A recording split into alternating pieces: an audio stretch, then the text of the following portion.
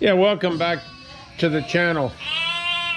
As you can probably hear, I'm out at a sheep barn of all places, and I'm here with Josh Butler. How are you, Josh? I'm good, how are you? I'm great. I love coming out here. And if you've watched our channel at all over the last few years, I've actually been in this building before. A couple times, I think. A few times, actually. Yeah, we were here shearing one day. Yeah, there's always something different going on in this barn, So what do you got going on in here, Josh? Well, we just lambed in November, December, and we got a few stragglers coming in January here. So these guys in here, these are our orphan lambs. There's not very many out of this group. So one's a quint, so, well, two actually are quints. So their mom had 5, they can't raise 5, and one got abandoned and the other one she couldn't feed, and this guy's, the little guy, he's just lately, his mom didn't have any milk, so we've got a machine here that feeds them automatically. They can eat whenever they want to. The lambs do much better, so this guy's still in the training mode, so he thinks I'm in here to feed him. He thinks your mother? Yeah, he thinks I'm mom. So, you know, they soon grow though, don't they? Oh, they grow fast, so they'll put on usually a pound a day from when they're born for the first 40, 50 days. So but, he needs to find this nipple. Yeah, he's pretty good. You just kind of push him up here and he'll kind of go on. Like I said, he's still in training, so you kind of play with him. Well, you always have some of those, don't you? Yeah, there's usually, like say this bunch, because they're out of season breeding, sheep like to breed when the days get shorter. So when they're breeding, those were in July. It's hot. They're not flushing as many eggs through them. So you don't get a lot of the triplets and quads and everything that you would, say, in the spring. But there's always somebody, you know, that doesn't have milk or a bad half. Yeah, and they only set the table for 2, don't they? Yeah, there's only 2 taps to eat at us. So. But yeah, I've been out here before when that pin's practically full of 4s and 3s, and yeah, that's a lot of work. Yeah, 2 is perfect. If you can get 2, they're in and out, and you don't have to worry about them. So all these guys here, they were born the middle of November, so they'll get ready to wean here. I've actually just started drying them off, so we'll wean them. We'll move them to another barn, and they'll get finished down there. So it doesn't sound like they're very old, being they're only 2 months, but maturity on a lamb is 5 to 7 months. So weaning time basically is 50 days. And then we'll feed these girls back up, get them good, and we'll put the rams back in, and hopefully they'll lamb again in June or July. So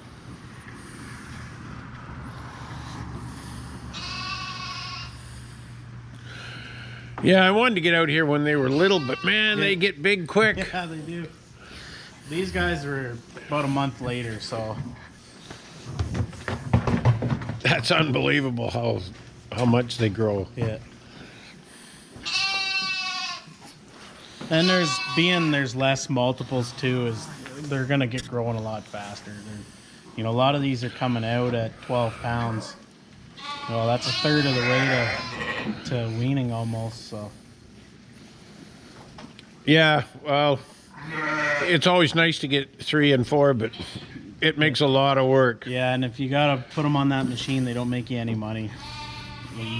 You do it to keep the lambs alive, and you know, doesn't make sense to put them down either. But there's not much profit in those bottle-fed lambs. Milk replacer is incredibly expensive. Yeah, those are the ones you're gonna have problems with too. At least I do. But, so time. now the far bunch there, they're bred for April, so.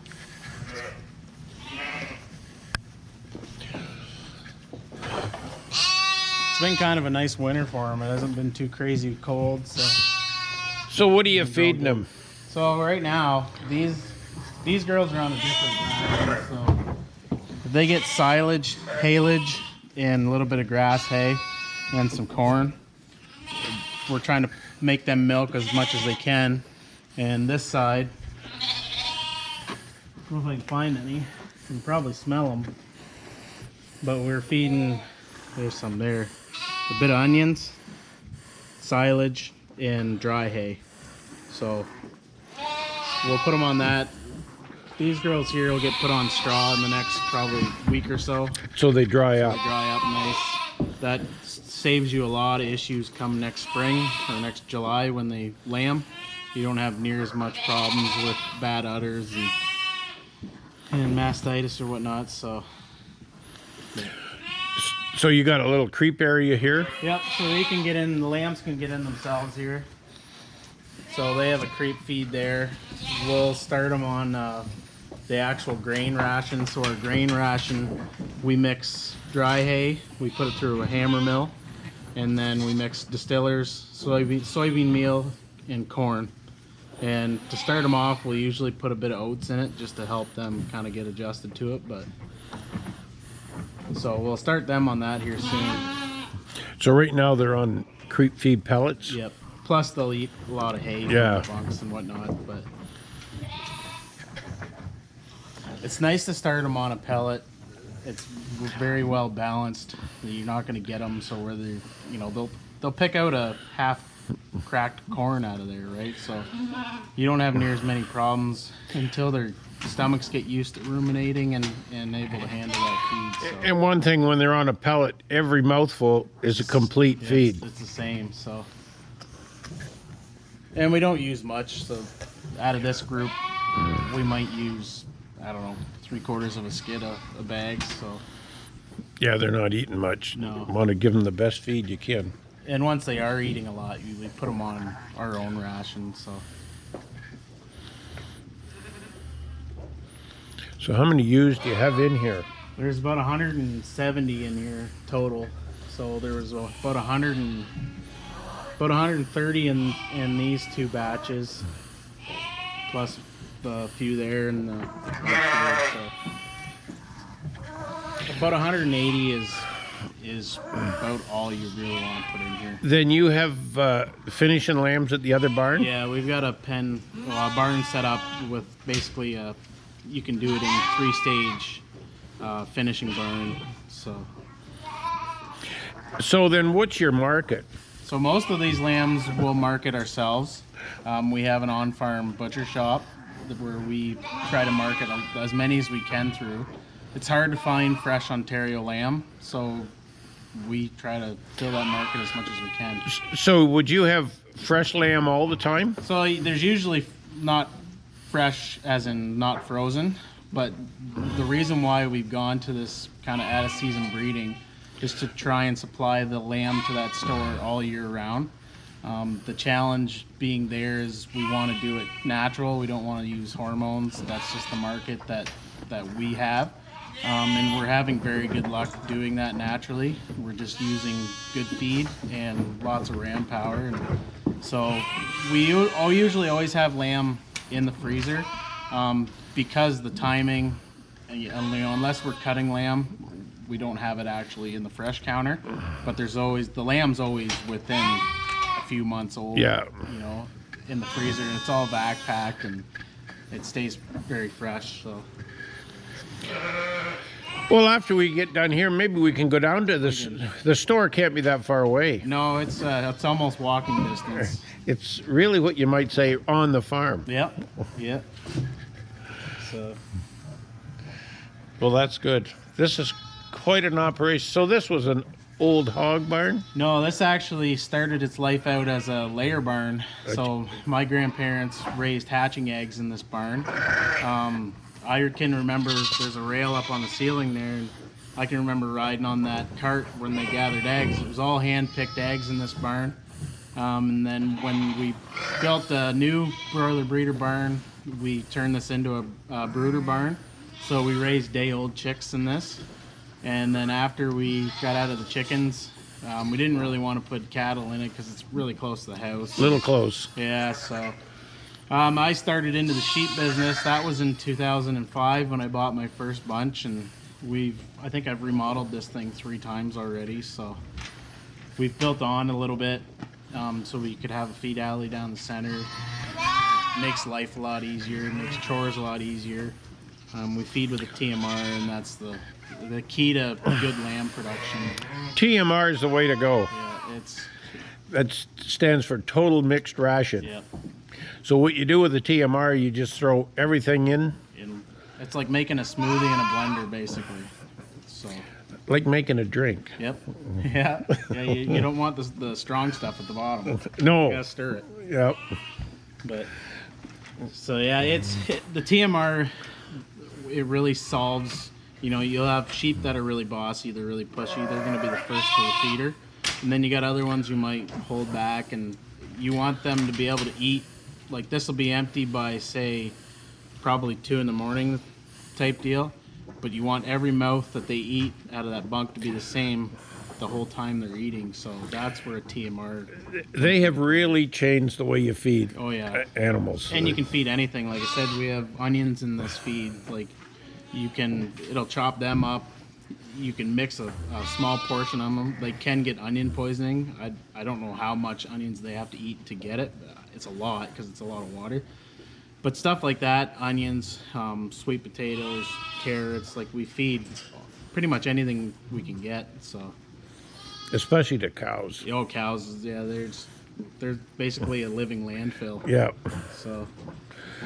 Well, that's great. Well, maybe we'll take a drive down to the store and see what's going on down there. Yeah, I think they're even open today. If they're open, yeah, we'll have to go see. So I'm down here at the store, and it's called J&E Meats, and it says, "Passing us is a mistake." Did you come up with that, Josh? I think Emma did. That's pretty good. It's kind of true. And if you haven't been here, this is really the place to come. And we're gonna go in and see what they got, what they have to offer. If you watch our videos, this is where the tractor parade ended up. Yep. Which was a good day. That was a perfect day.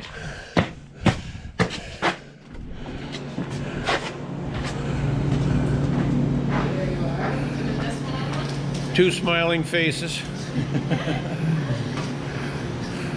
So like I said, we have an on-farm butcher here. We raise beef, lamb, and chicken all on-farm. We do it all ourselves. And then we get it harvested at a local plant. And then we bring it back here. For the beef, we age, and then we cut it all up ourselves, as well as the lamb we bring back and we cut, and the chicken as well. So your beef's all aged on site? It's all aged on site. So how long would you age a beef? I like 3 weeks. 3 weeks is about the perfect number. 2 weeks. 2 weeks is okay. You're gonna get all your tenderness out of 2 weeks. But by the 3rd week, you're just gaining that much more. Makes it cut that much nicer. A lot more cut. The cutting is a lot more consistent because the meat's firmed up enough. So this beef, chicken, and lamb that you have in the store, it would mostly come from your place? All of it. All of it? Yeah, all the beef, all the lamb, and all the chicken. So you really know how it's fed? Yep. How it's bred? I told, like I said to Emma, I was like, we only sell meat we raise. That was, especially beef. Like beef, we've got it kind of dialed in on how we raise them. And I want that control because that makes the consistency out of the product. So if you come today and buy a steak and you come in July and buy a steak, you're getting the same quality of steak. You're not going to have any inconsistency out of them. So we do source in the pork. We buy it from a place in Windsor that buys a lot of local pork off people. So that's the only meat we sell that we don't raise. Well, it's kind of hard to have beef, lambs, pigs, and chickens. And I mean, pork isn't really something as niche as the beef and the lamb and the chickens. So tell me about lamb. What do you do with it? It's a lot like beef. So you basically cook it like beef. You kind of get the same cuts.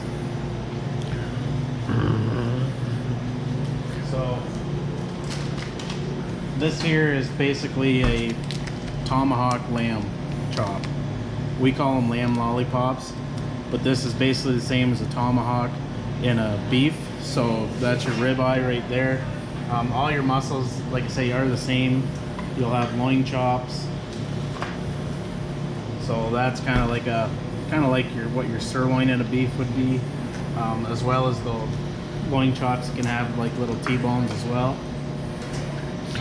So don't you do a ground Bamberger? Yep. Is that just your? It's J&E Meats exclusive. Yep. So it's. I've had Bambergers. So it's beef mixed with lamb in a burger patty. It's really nice, especially if you've never had lamb and you want to try it. This is kind of the entryway into trying lamb. It's not, maybe doesn't have that a big bold lamb taste as what you would get out of a chop or a roast or something. Lamb does have a little bit different kind of taste to it. It's very healthy for you. And lamb is like, not every place has it. No. And if you go to the grocery store and you buy lamb chops that's imported, it will be night and day difference to what these are. The imported lamb tends to have a really gamey flavor to it. It's coming out of the fat and the meat. It's mostly to do with the age and what they've been fed. So, well, between you and me and the fence post, I've heard the same thing with your meat, your beef, that you haven't had beef until you've been here. Yeah, we haven't had a complaint on the quality, so we must be doing something right. But it's all in the feed, and we pick them. You know, every 2 weeks is when we're pulling animals out, so you can really pick the ones that are ready to go. You're not like when we used to ship loads of them, you'd have some that were way too fat and some not fat enough. Because you're trying to get 40 instead of 10. So now you can really, pick them when they're ready to go. They might not all be the same weight, but the finishing in them and the fat and the marble is what. And the genetics we're building now is making a huge difference too. So there's it. So as you can see, like with that steak, there's a lot of marbling in it. So we're finding with our genetics and our cattle is we're getting them to grade AAA a lot of the times, double to triple. We do get primes as well. But the difference in ours is our AAA will have marbling all through the entire beef. So all through the sirloins, all through the rounds, everything. Whereas if they're fed differently and don't have the genetics we have, you'll get some that are just way too fat. They'll have a lot of marbling in the ribeye and nothing anywhere else. And there's a lot of trim. And that's where the flavor's in the fat, really. Yeah, the fat and the dry aging is two of the biggest things. So we found out that grade doesn't really make a difference in the quality of the meat. It's the genetics is the biggest thing. So if you buy a half beef from us, you get charged on a railway. Well, if it's a really fatty beef and they got to cut out a big percentage of it, that's stuff you don't get home. Whereas we can have a AAA marble very well through the whole entire beef, and the fat cover and the trim is minimal, which is what we want. We're selling more of the animal, essentially. So tell me about online. Maybe I should have talked to Emma about that. Like, you can order online? Yep, you can go on our website, www.jnemeats.com. You can go on there. There's lots of stuff listed there. You can order, pay online. We can deliver it to you, or you can pick up. Deliver, that's something I was going to mention. What if I lived in Chatham, say? Yep. I don't want to drive like out here to Croton, Ontario. Yep. So we have delivery days where we do deliver. It's based on distance on what the delivery fee is, but we definitely can deliver it to you if that's. So how far would you go? Well, we go to Windsor quite a bit. So Chatham wouldn't be an issue? No. Chatham, Walsburg? No, they were usually, somebody's always going there anyways, so. There you go. That's pretty convenient. If you can go online, order your meat, have it delivered. And we'd love to see people in the store. what we get, that's not for everybody too. So we do try to accommodate all different avenues of sales for everybody. So Well, there's time. especially this time of year with the weather, you don't know what's going on. So That makes it pretty convenient. yep. So Well, that's good, Josh. I've enjoyed the afternoon here. yeah, now I'm just hungry. Yeah. Well, that's about going to do it. Well, another thing I wanted to talk about is how the store evolved. Like, how did that start? That's a story all to itself, maybe. Yeah. So we used to sell quarters and halves. Well, Mom and Dad did to a lot of family and friends, and those numbers and sales were really going down. And we kind of got tired of playing the big plant game and selling cattle, and you kind of get told what your stuff's worth. So we wanted to kind of start our own little business. So one Sunday afternoon, we made a Facebook page and put a couple lambs in the freezer and a beef, and started selling it out of our garage in pieces. And then we transitioned. We built a little on-farm store right on the store or on the farm. We kind of really outgrew that during COVID, and we got to the point where we couldn't get any more done to fill the needs of the customers. So we thought, why not expand it to build a... It's hard to get it cut the way you want it. That's the biggest thing, even now I think too, there's not a lot of opportunities to get it cut. You can get them killed, but you can't get them cut. And we wanted to take it that much farther and break the carcasses down, get more cuts, and make more revenue out of an animal. So everything you have here would have been born on the farm, Yep. raised on the farm, cut up right here in the store. Yeah, actually, we can probably take you back. That steak in the counter there, I can probably take that right back to the cow. Find the I mother. could show you the mother standing in the barn. We have full traceability from when it's born till when it gets cut into steaks here. So when do you start calving? We should start in about 3 or 4 weeks. So I need to come back in 3 or 4 weeks. Yeah.